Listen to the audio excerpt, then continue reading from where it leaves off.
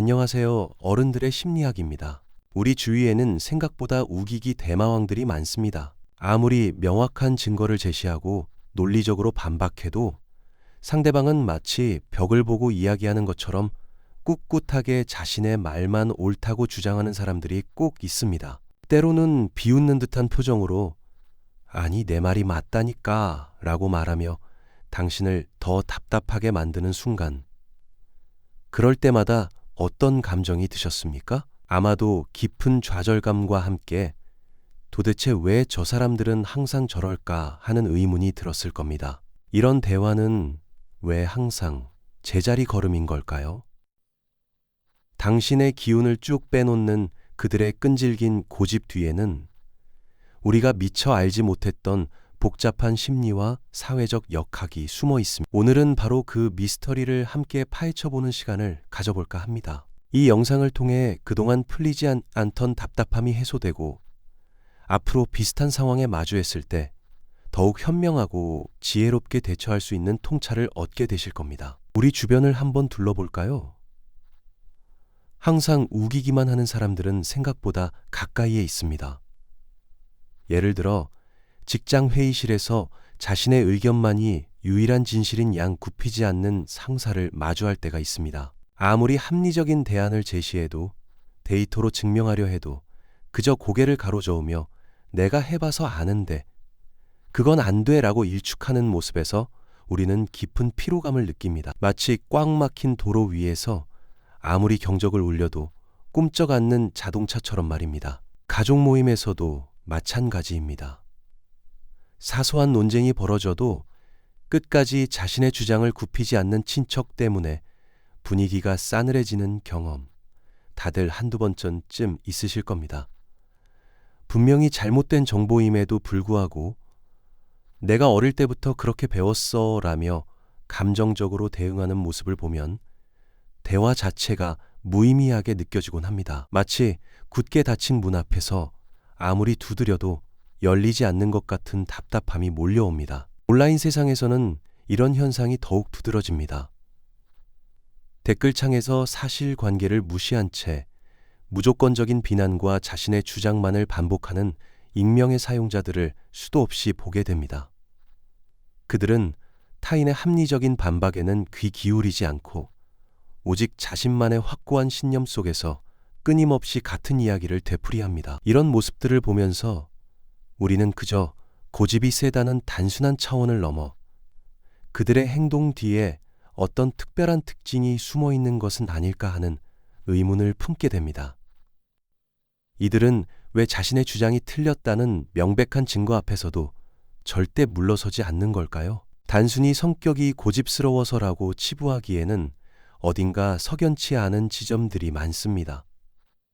그들의 행동을 좀 더 깊이 들여다보면 사실 그 안에는 복잡하고 미묘한 심리적, 인지적 뿌리들이 얽혀 있다는 것을 알 수 있습니다. 우리는 흔히 상대방이 나를 일부러 괴롭히려고 저러나 하고 생각할 때도 있지만 실은 그들 스스로도 알지 못하는 무의식적인 기제들이 작용하고 있을 가능성이 크다는 겁니다. 이제 우리는 그들의 고집이라는 겉모습을 넘어 그 내면의 목소리에 귀 기울여 볼 시간입니다.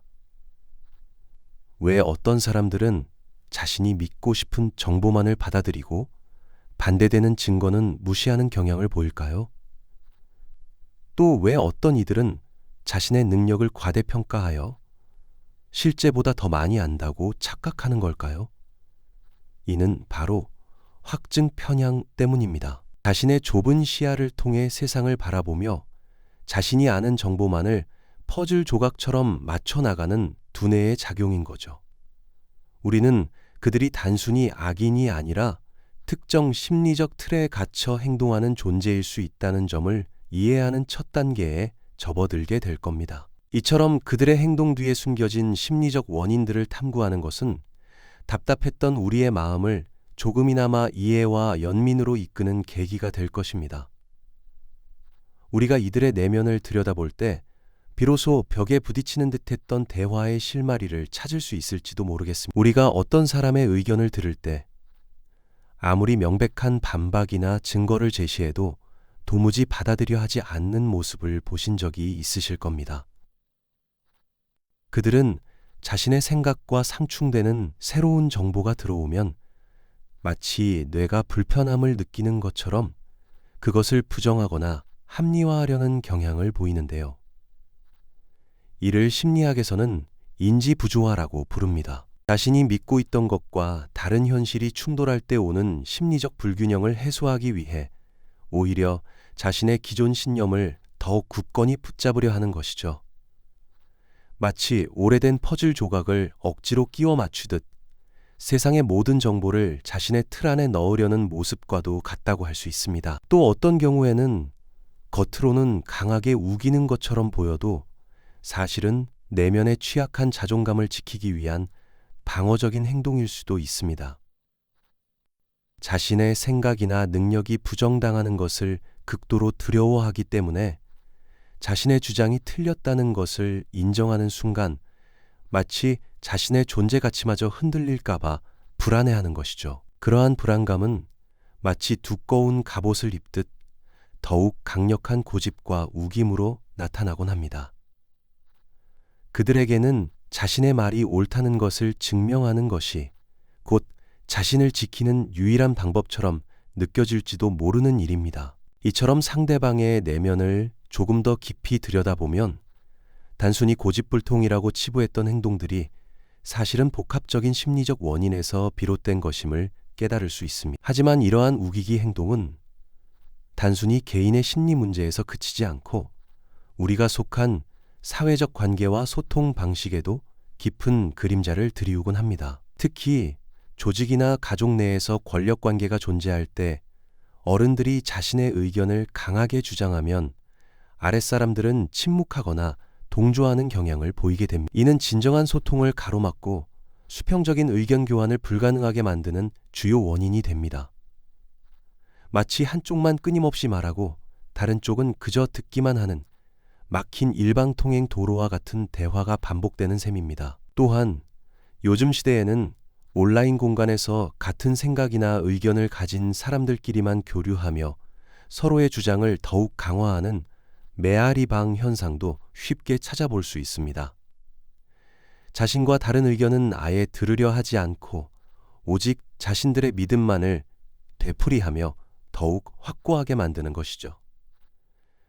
이런 환경 속에서는 합리적인 토론이나 비판적 사고가 설 자리를 잃고 서로 다른 방향을 바라보며 대화하는 듯한 단절감만 커질 수밖에 없습니다. 때로는 상대방의 감정이나 의도를 제대로 읽지 못하는 공감 능력 부족도 이러한 소통의 벽을 높이는 원인이 됩니다. 상대방이 왜 그런 말을 하는지, 어떤 감정을 느끼는지 이해하려는 노력 없이 자신의 논리만을 내세우게 되면 결국 대화는 벽에 부딪히고 관계는 왜곡되는 악순환에 빠지게 되는 것입니다. 그렇다면 우리는 이처럼 답답하게만 느껴지는 사람들과 어떻게 관계를 맺고 소통해야 할까요? 먼저 모든 논쟁에 반드시 참여할 필요는 없다는 선택과 집중의 지혜가 필요합니다.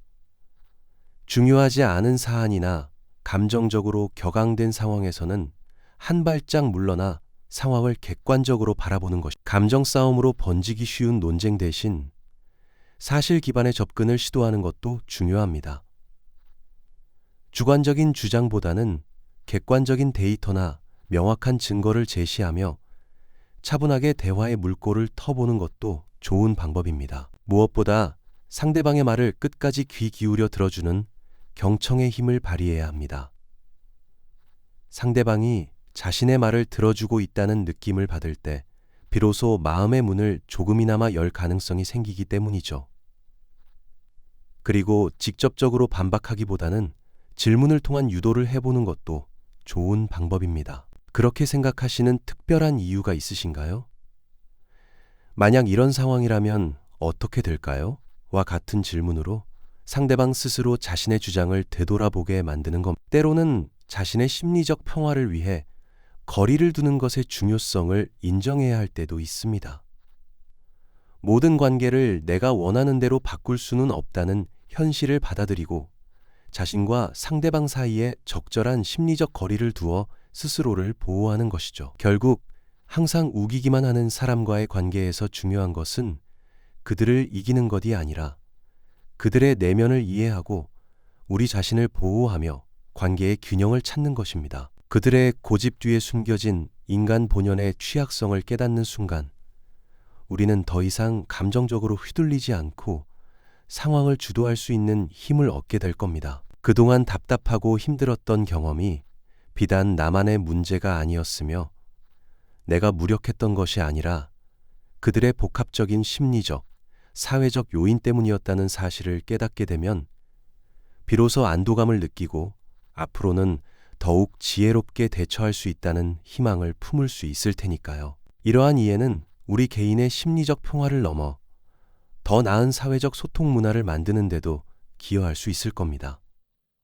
타인을 이해하려는 작은 노력이 결국 우리 자신의 삶을 더욱 풍요롭게 만들고 주변과의 관계를 한층 더 성숙하게 가꾸어 나가는 초석이 될 수 있다는 점을 잊지 마세요. 세상에는 참 다양한 사람들이 존재하고 그들의 말과 행동에는 언제나 복잡한 이유와 사연이 숨어 있습니다. 오늘 우리가 나눈 이야기가 당신의 관계 속에서 작은 지혜의 불씨가 되어 조금 더 평온하고 생산적인 소통을 이끄는 계기가 되기를 바랍니다.